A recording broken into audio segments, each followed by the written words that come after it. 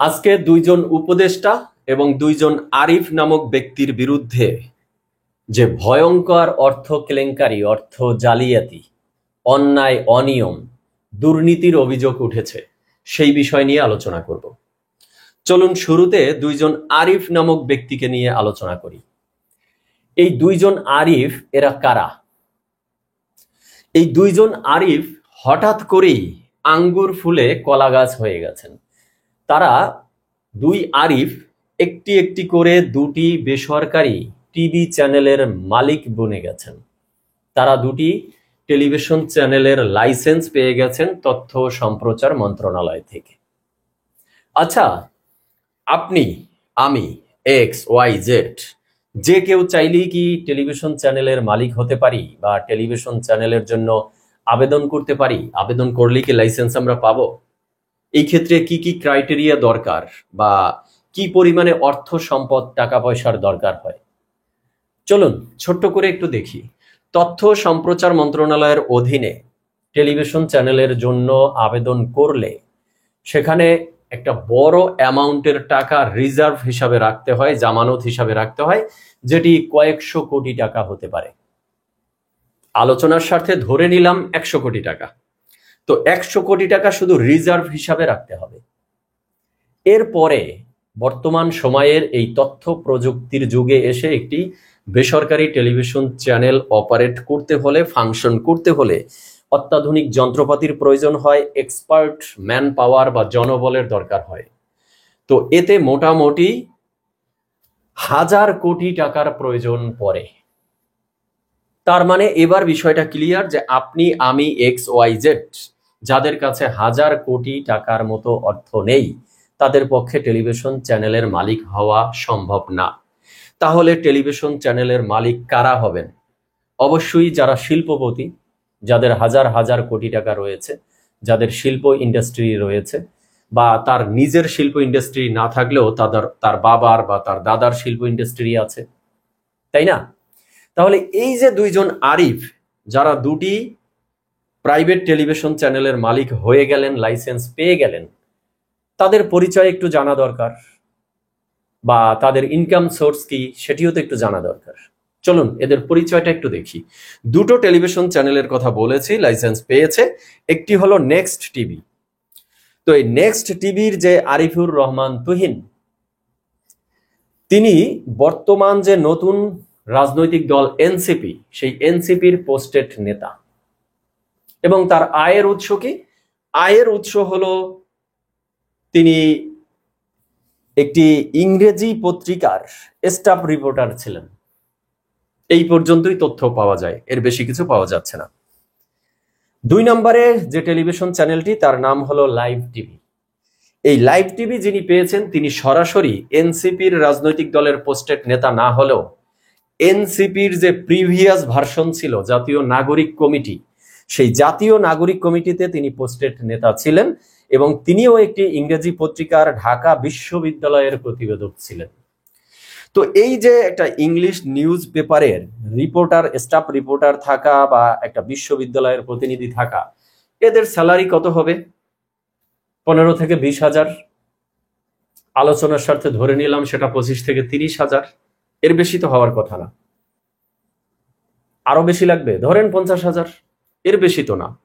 তাহলে তাদের তো কোনো শিল্পপতি হওয়া, তাদের কোনো শিল্প ইন্ডাস্ট্রি থাকার প্রমাণ এখন পর্যন্ত পাওয়া গেল না, বা তাদের বাপদাদাদের যে কোনো শিল্প ইন্ডাস্ট্রি ছিল না সেটি ক্লিয়ার করেছেন এই যে নুরুল হক নূর, গণ অধিকার পরিষদের। কারণ এই দুই আরিফ, এরা নুরুল হক নূরের সাথে ছাত্র অধিকার পরিষদে একই সাথে তারা রাজনীতি করতেন। তো সেখান থেকে নুরুল হক নূরের কথায় প্রমাণিত হয়েছে, তিনি বলেছেন যে আমার সাথে যখন এরা রাজনীতি করেছে, আমরা একসাথে রাজনীতি করেছি, তখন দেখেছি এরা এদের পরিবারের যে আর্থিক ব্যয়, সেই ব্যয় তো কাটিয়ে উঠতে পারতো না। একটা পরিবার চালাতে তারা হিমশিম খাইতো। তাহলে এখন তো প্রশ্ন আসে, তাদের কাছে 1000 কোটি টাকা আসলো কোথা থেকে? এই প্রশ্নের জবাব কে দিবে? হ্যাঁ, এখন বলতে পারেন, দর্শক হিসেবে আপনি আমাকে পাল্টা কোশ্চেন করতে পারেন যে বিগত সরকারের আমলে টেলিভিশন চ্যানেলের মালিকানা যারা নিত, তারা অর্থ কোথা থেকে পেয়েছে বা কিছু, সেই অ্যাকাউন্টেবিলিটি বা সেই জবাবদিহিতা কি কোনোদিন তাদেরকে আনা হয়েছে বা আমরা জনগণ জানতে পেরেছি? আলোচনার স্বার্থে ধরে নিলাম আমরা কোনোদিনই সেটি জানতে পারিনি, কারণ যুগে যুগে এটি দলীয়করণ হয়েছে, স্বজনপ্রীতি হয়েছে, দুর্নীতি হয়েছে। প্রতি দলই যখন ক্ষমতায় আসে তখন সেই দলের সাথে আতাত করে বিভিন্ন শিল্পপতিরা এই টেলিভিশন চ্যানেলের মালিক হতো, লাইসেন্স পেত। বাট সেই পূর্বের দিনের যে সরকারগুলো, তারা স্বজনপ্রীতি করলেও, তারা দলীয় আনুগত্যের ভিত্তিতে চ্যানেল দিলেও, তারা দুর্নীতির মধ্য দিয়ে চ্যানেলের মালিকানা কারোর সাথে হস্তান্তর করলেও বর্তমান সময়ে এটি হওয়া কতটুকু যৌক্তিক? কারণ বর্তমান সময়ে না অভ্যুত্থানটি ঘটেছিল বা অভ্যুত্থান পরবর্তী সময়ে এই দেশের জনগণকে আশ্বস্ত করা হচ্ছিল যে আমরা এখানে একটা নতুন রাজনৈতিক বন্দোবস্ত দেব, নতুন রাষ্ট্র কাঠামোর প্রবর্তন করব, সবকিছু নতুন করে গড়ে তুলব। তাহলে নতুনত্বের সেই ধাঁচ কোথায়, নতুনত্বের ঘ্রাণটা কোথায় আপনারা পাচ্ছেন? আমি তো পাচ্ছি না। কারণ দুজন আরিফ তারা দুটি টেলিভিশন চ্যানেলের মালিক হয়ে যায়, যেখানে টেলিভিশন চ্যানেলের জন্য হাজার কোটি টাকার প্রয়োজন হয়, অথচ সেই অর্থ কোথা থেকে এসেছে সেটির কোনো হদিস নেই, কোনো তথ্য নেই, কোনো কিছুই পাওয়া যাচ্ছে না। এবার আসি, এই দুজনকে টেলিভিশন চ্যানেলের লাইসেন্স দিয়েছে কে? তথ্য সম্প্রচার মন্ত্রণালয়। এই তথ্য সম্প্রচার মন্ত্রণালয় বর্তমানে কার দায়িত্বে রয়েছে? উপদেষ্টাকে এখানে আছে মাহফুজ আলম। পূর্বে অভ্যুত্থান পরবর্তী সময় এখানে নাহিদ ইসলাম ছিলেন। নাহিদ ইসলাম যখন পদত্যাগ করলেন তখন এখানে মাহফুজ আলম আসলেন। তো এই নাহিদ ইসলাম, এই মাহফুজ আলম, এরা কারা? এরা অভ্যুত্থানের মধ্য দিয়ে গড়ে ওঠা এনসিপির রাজনৈতিক দলের নেতাকর্মী, যদিও মাহফুজ আলম এখন পর্যন্ত দলে যুক্ত হননি। বাট তাদের তো ঘুরে ফিরে সেই সারাউন্ডিংটা একটাই।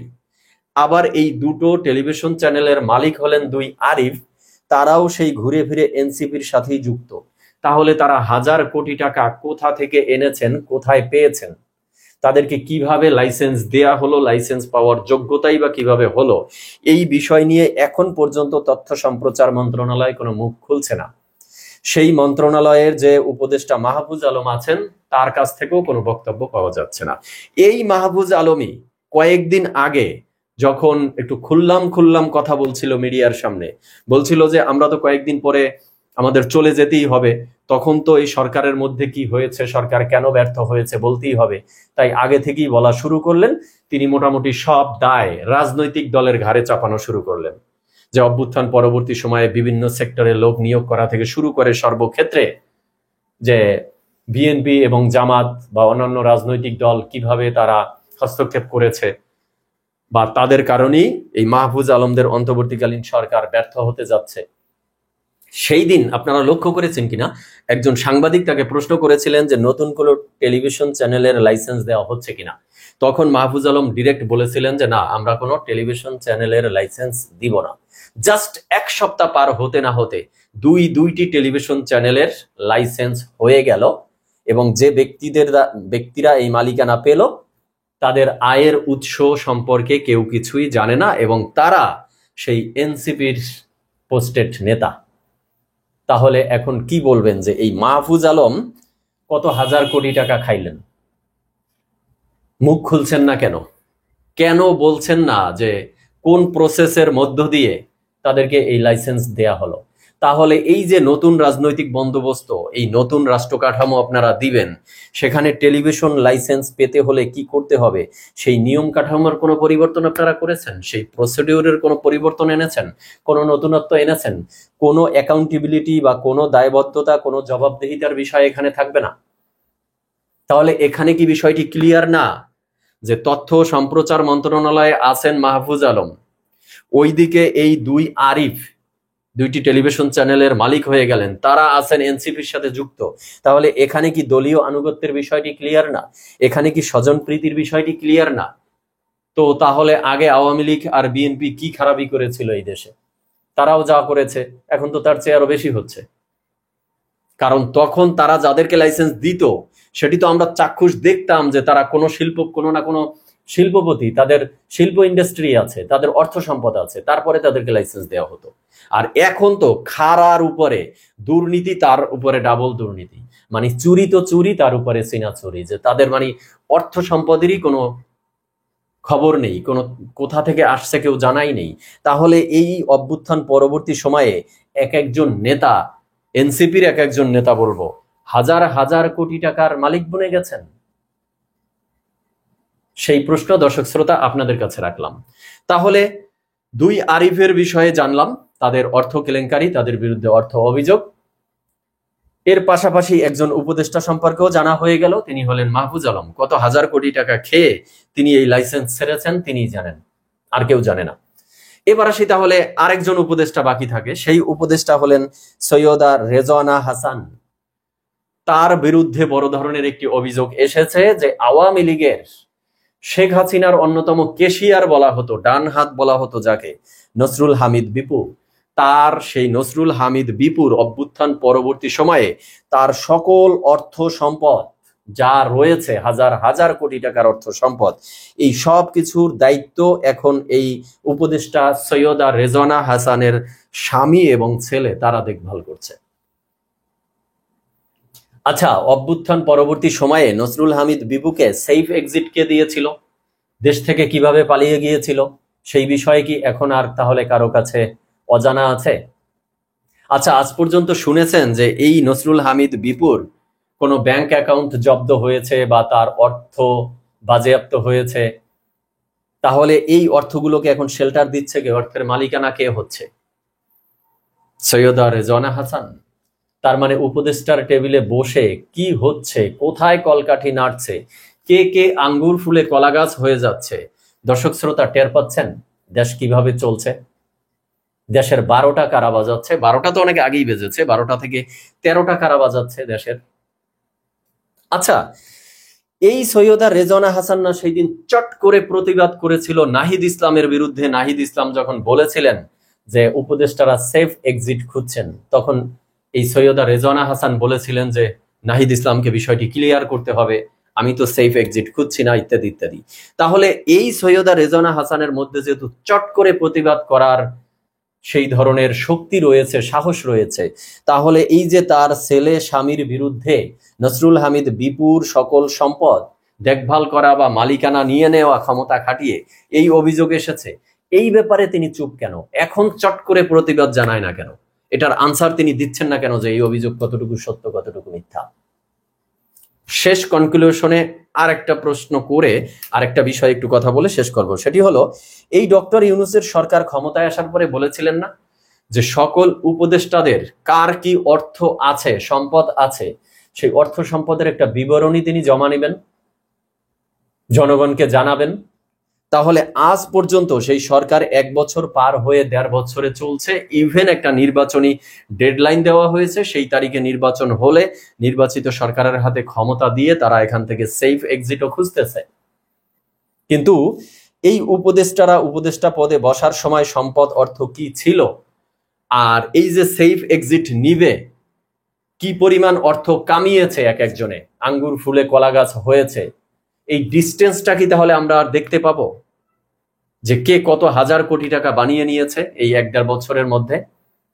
না, আমাদের সেটা জানার কোনো সৌভাগ্য আর হবে না। কেন হবে না? কারণ হয়েছে সেই উপদেষ্টাদের সেফ এক্সিট নেওয়ার সময় পর্যন্ত চলে এসেছে, এখন পর্যন্ত তারা তাদের আর্থিক বিবরণী জমাই দেননি। এই হলো নতুন বাংলাদেশ, এই হলো স্বাধীনতা 2.0, এই হলো নতুন রাজনৈতিক বন্দোবস্ত, এই হলো নতুন রাষ্ট্র কাঠামো। সো দর্শক শ্রোতা, এই সব নতুনত্ব পেয়ে সেই আনন্দে সবাই এবার চলেন আমরা ঘুমাই। সবাই ভালো থাকবেন, ধন্যবাদ সবাইকে।